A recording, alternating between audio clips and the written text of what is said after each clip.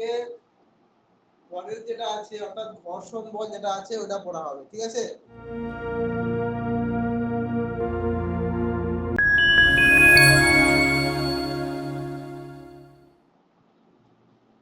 আচ্ছা, ঘর্ষণ বল জিনিসটা কি? সবাই কিন্তু কম বেশি জানি যে ঘর্ষণ জিনিসটা কি, ঠিক আছে, কিন্তু ঘর্ষণ বল যে ওটাকেই বলে সেটা কিন্তু জানি না। কিন্তু কম বেশি আমরা সবাই জানি যে ঘর্ষণ জিনিসটা কি আর ঘর্ষণটা কিরকম কি হয়, ঠিক আছে? জিনিসটা কি? ধরুন দুটো জিনিস আছে বা দুটো বস্তু, কি বললাম? ধরুন দুটো বস্তু আছে, একটা আরেকটা সংস্পর্শে আছে, দুটো বস্তু একটা আরেকটা সংস্পর্শে আছে। তাহলে একটা বস্তুকে যদি আরেকটা বস্তুর উপর দিয়ে গতিশীল করানোর চেষ্টা করা হয়, অর্থাৎ আমি যদি এই ডাস্টারটাকে এই হাতের উপর দিয়ে রেখে দিলাম, রেখে কি করলাম, এই ডাস্টারটাকে এই হাতের উপর থেকে গতিশীল করানোর জন্য আমার কি করতে হবে? বল প্রয়োগ করতে হবে তো। তাহলে আমি বল প্রয়োগ করছি, ঠিক আছে, আমি অল্প পরিমাণে টোকা দিলাম, দেখলাম যে ডাস্টারটা গতিশীল হয়নি। তার মানে কি, আমি তো বল প্রয়োগ করেছি, অল্প হলেও তো বল প্রয়োগ করেছি, কিন্তু বস্তুটা তখনও গতিশীল হয়নি। তার মানে কি জন্য গতিশীল হয়নি? এই যে দুটো সংস্পর্শে, এই দুটো সংস্পর্শে একটা বল কাজ করছে, আমি যে বলটা প্রয়োগ করেছি তার বিরুদ্ধে বলটা প্রয়োগ করেছে। বোঝা গেছে কি বলছি? তার মানে দুটো তলের সংস্পর্শে আরো একটা অন্য একটা বল ক্রিয়া করছে নিশ্চয়ই, যার জন্য আমি অল্প পরিমাণে বল প্রয়োগ করছি বলে করছি, তাও কিন্তু বস্তুটা কিন্তু তার জায়গা পরিবর্তন করছে না, তার গতি সৃষ্টি হচ্ছে না। তার মানে কি বলতে পারি, যে দুটো তলের সংস্পর্শে থাকা এমন একটি বল যা হচ্ছে কি না বস্তুর গতির বিরুদ্ধে বাধা সৃষ্টি করে, সেই বলটাকেই বলবো আমরা কি না ঘর্ষণ বল। বোঝা গেছে?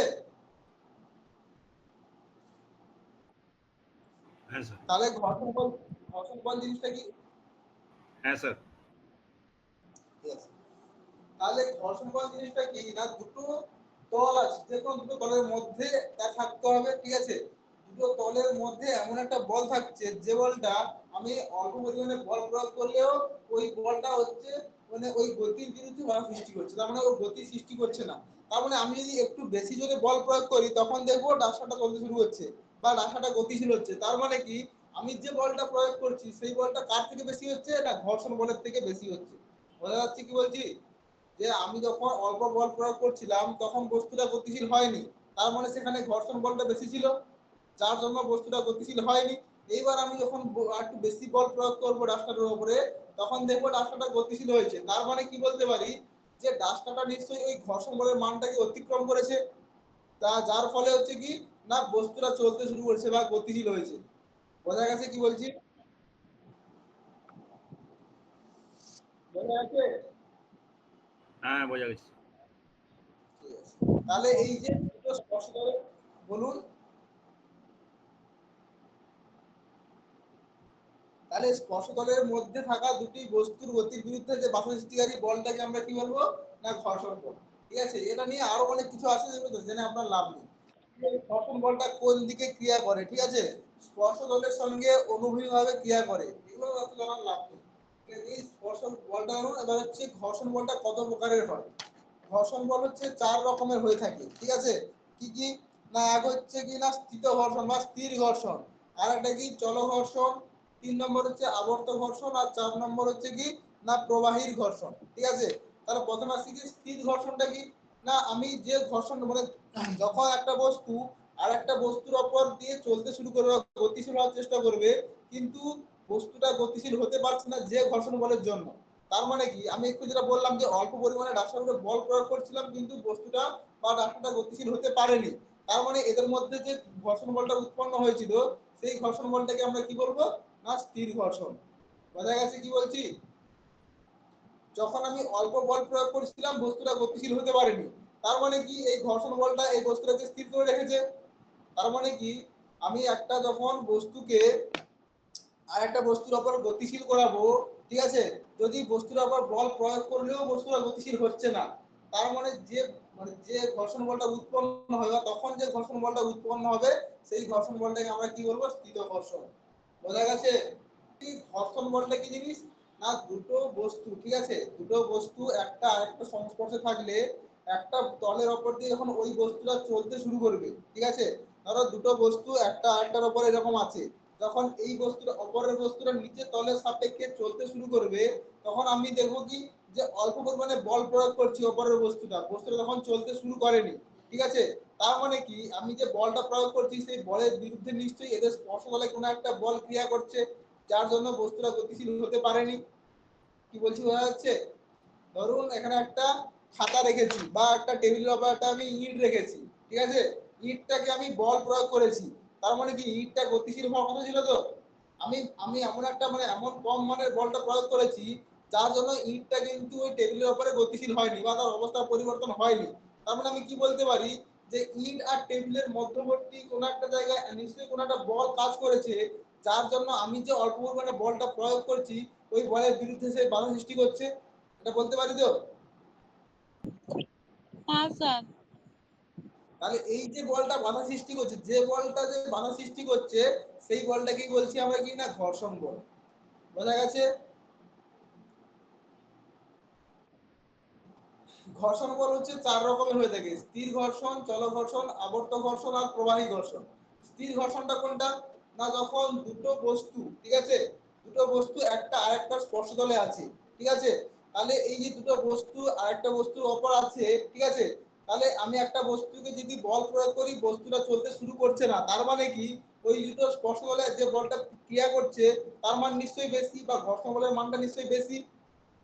কি বলছি বোঝা যাচ্ছে? দুটো বস্তুকে রেখেছি, রেখে একটা বস্তুকে অল্প পরিমাণে বল প্রয়োগ করছি, দেখছি যে বস্তুটা গতিশীল হচ্ছে না, ঠিক আছে, তার মানে গতিশীল হচ্ছে না মানে তাদের মধ্যবর্তী বা সংস্পর্শে কোনো একটা বল সৃষ্টি হয়েছে বা যে ঘর্ষণ বলটা সৃষ্টি হবে তাকে আমরা কি বলবো না স্থিত ঘর্ষণ। বোঝা গেছে? অর্থাৎ বস্তুটা যখন স্থির থাকবে, দুটো বস্তু যখন স্থির থাকবে গতিশীল হবে না, তাদের মধ্যবর্তী যে ঘর্ষণ বলটা সৃষ্টি হবে তাকে বলবো স্থির ঘর্ষণ। বোঝা গেছে? হ্যাঁ। হ্যাঁ স্যার। এবার হচ্ছে কি চল ঘর্ষণটা কি? না এবার তো আমি অল্প পরিমাণে বল প্রয়োগ করেছিলাম, এবার কি করবো বলের মানটা আমি বাড়াবো, তাহলে বলের মানটা বাড়ালে এক সময় কি ঘর্ষণ বলটার মান পেরিয়ে তারপরে আমার বস্তুটা গতিশীল হবে। তার মানে আমি কি বলবো যে এবার যখন একটা বস্তুর উপর অন্য একটা বস্তু তলের উপর চলতে শুরু করবে, ঠিক আছে, যখন চলতে শুরু করবে তখন যে ঘর্ষণ বলটা উৎপন্ন হবে সেই ঘর্ষণ বলকে আমরা কি বলবো চল ঘর্ষণ। বোঝা গেছে? বোঝা গেছে। এবার হচ্ছে কি যখন আবর্ত ঘর্ষণ জিনিসটা কি না যখন একটা বস্তু ধরুন একটা বস্তু আর একটা তলের উপর গড়িয়ে গড়িয়ে চলছে, ঠিক আছে, যেরকম সাইকেলের চাকা যখন গড়িয়ে চলে না এরকম ভাবে আমরা মানে ঘূর্ণন আকারে যায় তো, তাহলে তখন যে ঘর্ষণটা সৃষ্টি হয় বা তখন যে ঘর্ষণ বলটা উৎপন্ন হয় তাকে আমরা কি বলবো আবর্ত ঘর্ষণ। বোঝা গেছে? এবার হচ্ছে কি না প্রবাহী ঘর্ষণটা কি না যে প্রবাহী বলতে কি যারা হচ্ছে প্রবাহিত হতে পারে যেমন জল, ঠিক আছে, বা তরল বলতে পারি। তাহলে যখন কোন একটা বস্তু যে কোনো প্রবাহী পদার্থের মধ্য দিয়ে বা উপর দিয়ে যখন গতিশীল থাকে, তার মানে কি আমি ধরো একটা জলের উপর দিয়ে কোনো একটা জিনিসকে গতিশীল করতে চাইছি, বা যে স্পিড বোট বা যখন হচ্ছে ধরো জাহাজ বা নৌকো, এটা কি জলের উপর দিয়ে গতিশীল হয় তো, তার মানে কি এই জলের উপরে যখন কোনো বস্তুটা গতিশীল হবে তাদের মধ্যবর্তী যে আমার মানে ঘর্ষণ বলটা উৎপন্ন হবে তাকে বলা হয় প্রবাহী ঘর্ষণ। একে বলা হয় সান্দ্রতা, ঠিক আছে, একে বলা হয় কি সান্দ্রতা। এটা যখন আমরা প্রবাহী ধর্ম বলে একটা চ্যাপ্টার আছে, ওই প্রবাহী ধর্ম যখন পড়বো তখন বুঝতে পারবো কি সান্দ্রতা কি পৃষ্ঠটান কি ওইগুলো সব ওখানে আছে। এই যে সান্দ্রতা বলছি না, এই সান্দ্রতাই হচ্ছে কি না এক প্রকার ঘর্ষণ বল, ঠিক আছে, যেটা হচ্ছে একটা বস্তু তরল আর একটা বস্তু কঠিন বা তরল তরলের মধ্যে যে ঘর্ষণ বলটা সৃষ্টি হয় সেই ঘর্ষণ বলটাকে আমরা বলবো সান্দ্রতা। আর এখানে সেটা পড়ছি কি প্রবাহী ঘর্ষণ হিসেবে। বোঝা গেছে কি বলছি? তাহলে এই গেল ঘর্ষণ। এইবার হচ্ছে ঘর্ষণের সুবিধাটা কি আর অসুবিধাটা কি, বা ঘর্ষণটা হলে আমাদের কি কি সুবিধা হতে পারে আর কি কি অসুবিধা হতে পারে। তাহলে আমরা যখন ঘর্ষণ যদি মানে ঘর্ষণ যদি না থাকতো, এই যে আমরা হাঁটাচলা করছি, ঠিক আছে, মানে আমরা এক জায়গা থেকে এক জায়গায় যেতে পারছি, এটা কি না এই ঘর্ষণের সাহায্যে। তার মানে কি আমি এই মানে মেঝে, ঠিক আছে, হাতটা আমার মেঝে, আমার পাটা যদি এই মেঝেতে ঘর্ষণের দ্বারা যদি মানে আটকে না যেত আমি তো পিছলে পড়ে যেতাম তো। মানে আমি হচ্ছে মেঝের উপর বল প্রয়োগ করছি, মেঝেটাও আমার উপর একটা ঘর্ষণ বল দিয়ে আমার পাটাকে আটকে রাখছে, নাহলে আমি যদি পা দিয়ে হাঁটতাম আমার পা ওখানে থাকতো না। আমার পাটা কি মেঝের ওপর এরকম, মানে আমি যখন মেঝের ওপর পাটা রাখছি, তাহলে মেঝেটা নিশ্চয়ই আমার ওই যে আমি যে বলটা প্রয়োগ করে পাটা রাখছি, ওই বলের বিরুদ্ধে নিশ্চয়ই মেঝে একটা বল প্রয়োগ করছে। ঠিক আছে, যার জন্য আমার পাটা ওখানেই আটকে আছে। না হলে যদি বল প্রয়োগ না করতো, তার মানে কি আমার পাটা ওখান থেকে স্লিপ খেয়ে পিছনের দিকে বেরিয়ে যেত না? কি বলছি বোঝা যাচ্ছে? তার মানে ওই যে মানে আমাকে যে বলটা বাধা সৃষ্টি করে রাখছে, মানে আমার পাটাকে ওখানে আটকে রাখছে, ওই বলটাকে বলা হচ্ছে ঘর্ষণ বল। তাহলে ঘর্ষণ বল যদি না থাকতো, আমরা তাহলে মেঝেতে হাঁটতে পারতাম না, বা কোনো জায়গাতে হাঁটতে পারতাম না, হাঁটতে গেলেই পিছলে পড়ে যেতাম। বোঝা গেছে? এটা হচ্ছে সুবিধা।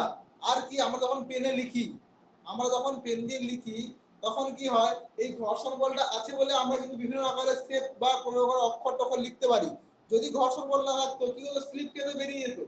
তাতে ঘর্ষণ নেই, তার মানে কি স্লিপ কে বেরিয়ে যেত। তাহলে ঘর্ষণ বল থাকার জন্য এগুলো সুবিধা। আর অসুবিধা কি, না কোনো একটা বস্তু ধরো ঘর্ষণ নেই, মানে ঘর্ষণটা আছে বলে, এই যে আমরা যখন বললাম যে ইঞ্জিন ঘোষা খেয়ে বা ঘর্ষণ থেকে তাপ উৎপন্ন হচ্ছে, তাপ থেকে যন্ত্রটা ক্ষতি হচ্ছে, এরা বলি তো, এটাই হচ্ছে অসুবিধা। আর ঘর্ষণটা আছে বলে এরা হচ্ছে মানে মানে যে যন্ত্রগুলো আছে তাদের মধ্যে কি মানে ঘর্ষণ হচ্ছে, আর ঘর্ষণের ফলে অতিরিক্ত তাপ উৎপন্ন হচ্ছে, আর তাপ উৎপন্ন হলে ইঞ্জিনটা বা আমাদের যে যন্ত্রটা আছে তার ক্ষতি হয়। বোঝা গেছে ঘর্ষণের সুবিধা অসুবিধা? এইবার হচ্ছে এই ঘর্ষণটা আমরা কমাবো কি করে, বা কি কি উপায় অবলম্বন করলে আমাদের ঘর্ষণটা মানে যন্ত্রের ক্ষেত্রে কম হতে পারে। ঠিক আছে, কি কি হতে পারে, না এই যে ঘর্ষণ কমাতে দেখুন চাকা হচ্ছে বল বিয়ারিং লাগানো হয়। তার মানে এই যে বল বিয়ারিংটা লাগিয়েছি, যার জন্য কি এটা হচ্ছে আবর্তন হচ্ছে বা ঘষে ঘষে যাচ্ছে না, এটা কি হচ্ছে ঘুরে ঘুরে যাচ্ছে, মানে বিয়ারিং এর সাহায্যে ওটা ঘুরছে, তার মানে ওখানে ঘর্ষণটা কম হচ্ছে। বোঝা যাচ্ছে? তার মানে আমি যদি ঘর্ষণ কমাতে চাই তাহলে বল বেয়ারিং লাগাতে পারি, এটা হচ্ছে ঘর্ষণ কমাতে পারে। 2 নম্বর কি, অনেকে দেখবেন যে গ্রিস বা কোনো লুব্রিকেটিং ওয়েল লাগায় দেখবেন যন্ত্রে, যাতে হচ্ছে ওদের ঘর্ষণ হয়ে বা ওদের মধ্যে যে ঘর্ষণটা যে অতিরিক্ত তাপ উৎপন্ন করতে না পারে, তার জন্য দেখবেন লুব্রিকেটিং ওয়েল লাগানো হয়। বোঝা গেছে?